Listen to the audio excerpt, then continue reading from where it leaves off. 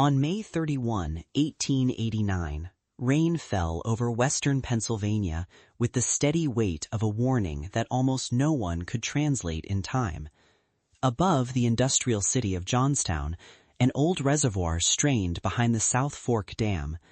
Downstream were mills, rail lines, houses, churches, shops, and families living in a narrow valley shaped by water and work. When the dam failed, the valley did not receive a flood in the ordinary sense.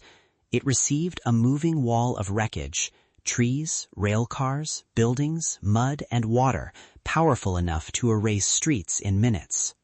The South Fork Dam had once been part of a state canal system, but by 1889 it served a private mountain resort, the South Fork Fishing and Hunting Club. Wealthy members enjoyed the lake, while working communities lived below the risk. That social geography matters. The water was recreation for one group and potential catastrophe for another.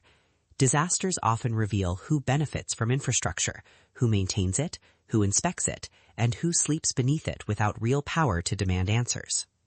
Concerns about the dam existed before the disaster. The structure had been modified, neglected, patched, and treated with a confidence that later looked terrifying. Spillway capacity was limited, the crest had been lowered in places. Screens meant to keep fish inside the lake could trap debris where water needed to escape. Each detail may sound technical, but together they describe a safety margin slowly narrowed by convenience. The dam did not become dangerous in one instant. It became vulnerable through choices accumulated over years. Heavy rain turned that vulnerability into crisis. Water rose in Lake Conemaugh as streams poured into the reservoir. Workers tried to open channels and relieve pressure, but the storm was faster than their tools. Messages warning Johnstown were sent, but warnings from the dam had been heard before and had not always led to disaster. That history weakened urgency. A warning repeated too often without catastrophe can become background noise, until the day it is the only truth that matters. When the dam broke in the afternoon, the reservoir rushed into the valley with almost unimaginable force. The flood wave tore through South Fork, Mineral Point, East Conemaugh, Woodvale, and then Johnstown. It gathered everything in its path: locomotives, bridge timbers, houses, animals, telegraph poles, factory debris, and burning material. Survivors described a black wall coming down the valley. It was not clean water. It was an industrial avalanche made from a community's own landscape. The people downstream had minutes, sometimes seconds, to react. Some ran for hillsides, some climbed to rooftops. Some were trapped in houses that lifted from foundations and spun in the current. Families were separated by doors, stairways, and streets that stopped behaving like streets.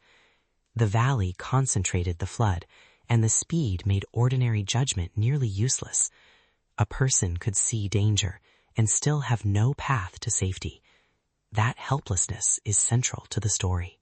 At Johnstown, the waves smashed into the city and jammed debris against the stone bridge. The pile became a monstrous dam of wreckage, bodies, furniture, and broken buildings. Fires broke out in the debris field, creating one of the disaster's most horrifying scenes. People trapped in flood wreckage as flames moved across the mass. Water and fire, normally opposites, became partners in destruction. The bridge preserved evidence of force while also concentrating suffering. More than 2,000 people died, making the Johnstown Flood one of the deadliest disasters in American history. The number is enormous, but the archive forces us to see individuals, workers, children, parents, immigrants, merchants, rail employees, and entire households. Bodies were found miles away. Identification took time and grief. Lists of names became a second landscape of loss. The flood destroyed property, but its deepest damage was the sudden removal of people from every ordinary network of the town. Photographs from the aftermath are stark evidence. They show streets buried under timber, houses reduced to splinters, locomotives tossed aside, the stone bridge choked with debris, and survivors standing beside ruins that no longer matched memory. These images are not decorative disaster scenery. They document the scale of force and the social world it struck. They allow us to measure the flood not only by depth and speed, but by kitchens, beds, storefronts, tracks, and churches torn from place. Relief arrived from across the country, and the American Red Cross, led by Clara Barton, played a major role in the response. Tents, food, medicine, clothing, and rebuilding support moved into the valley.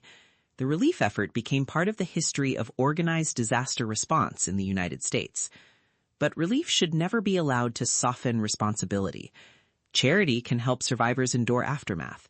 It cannot substitute for prevention before a dam fails above a living city. Public anger focused on the South Fork Fishing and Hunting Club and the question of accountability. Many believed the dam had been dangerously altered and poorly maintained by people with wealth and influence. Lawsuits followed, but legal responsibility proved difficult to secure. The result was bitter for survivors.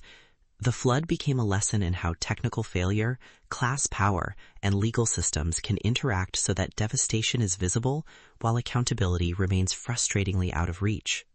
The Johnstown Flood also changed the national imagination of risk. Americans were living in an age of railroads, steel, dams, mines, canals, factories, and fast growth. The disaster showed that progress could carry hidden reservoirs of danger. A private leisure lake could become a weapon against a working valley. Infrastructure was not just machinery or landscape. It was a moral relationship between those who controlled risk and those who would pay for failure. Engineers later studied the dam, the hydrology, the spillway, the modifications, and the sequence of collapse. The technical lessons matter because dams must be judged by drainage, materials, maintenance, inspection, and emergency planning. Yet the human lesson is just as important. A structure above a community is a promise.